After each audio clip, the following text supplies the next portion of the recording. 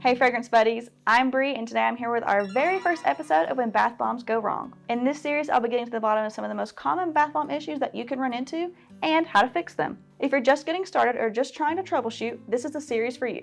To start things off with a bang, let's talk about fizz. By far, one of the biggest problems you can experience with your bath bombs is a lack of fizz, or even no fizz at all.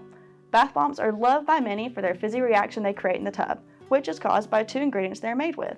Baking soda, also known as sodium bicarbonate, and citric acid are both essential to the creation of bath bombs. They experience a chemical reaction when dropped into the bath water, breaking down into their most basic components and forming new chemicals. The citric acid reacts with the sodium bicarbonate and forms carbon dioxide gas, which bubbles up out of the water and creates that fizz we know and love with bath bombs.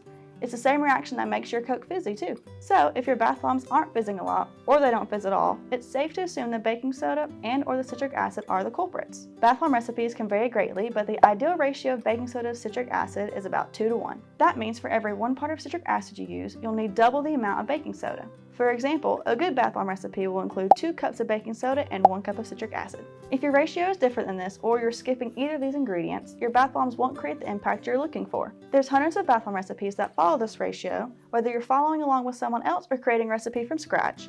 2 parts baking soda to 1 part citric acid is a good place to start. Oh, and don't forget to measure ingredients by weight and not volume. A kitchen scale really comes in handy for this. If you're using this ratio and you're not impressed by your bath bomb's fizz, here's some things you can do. Make sure you're storing your ingredients in airtight containers and only opening them to scoop them out when you go to make a batch. Baking soda can slowly react with acidic moisture in the air, reducing its effectiveness when used in your bath bombs. Use gloves and a clean, dry measuring cup when handling the baking soda to further prevent any premature activation. And don't forget, baking soda does have a shelf life. It loses its efficiency after about 6 months, so date any containers you store your ingredients in to keep on top of what you bought. Additionally, there's a couple of ingredients you can add to boost fizzing and bubbles in your bath bombs. The addition of a surfactant like sodium lauryl sulfoacetate can really up the impact of your reaction. They create fluffy bubbles in the bath that help elevate the experience of your bath bombs. SLSA is my favorite surfactant to use in my bath bombs, but there's many others that are both gentle and bubble to use, each of which produces different types of lather. So you've worked out your fizz, but what if it doesn't last very long?